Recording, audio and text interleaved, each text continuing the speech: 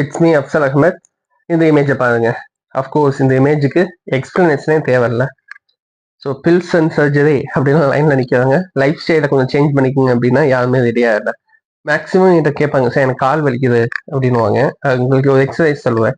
Exercise சொல்லிட்டு ஒரு 10 days கழிச்சு கேட்பேன், எக்ஸசைஸ் பண்ணீங்களா, கால் வலி எப்படி இருக்கு அப்படின்னா சிரிப்பாங்க. என்ன அப்படின்னா எக்ஸசைஸ் பண்ணலை, ஏதாவது டேப்லெட் இருந்தால் போட்டாலாம், அது ஈஸியாக இருக்கு அப்படின்வாங்க. ஆன் டைம் தூங்குங்க அப்படின்னாலும் என்ன பண்ண மாட்டாங்க அப்படின்னா தூங்க மாட்டாங்க.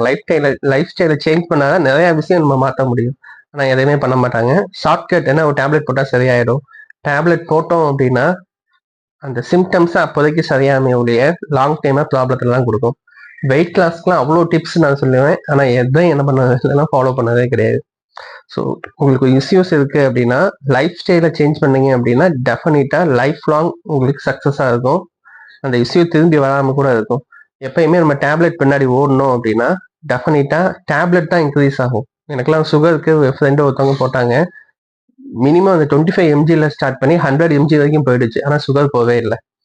அதுக்கு இந்த லைஃப் ஸ்டைலை கொஞ்சம் மாற்றிருந்தா சுகர்லேருந்து ரிவர்ஸ் பண்ணியிருக்கலாம். Not only sugar, maximum leg பெயினாக இருக்கட்டும், ஈவன் ஒபிசிட்டியாக இருக்கட்டும், எதாக இருந்தாலுமே லைஃப் ஸ்டைலை சேஞ்ச் பண்ணாதான் பெர்மனன்ட் ரிசல்ட் நமக்கு கிடைக்கும். தேங்க்யூ ஃப்ரெண்ட்ஸ், தேங்க்ஸ் ஃபார் வாட்சிங்.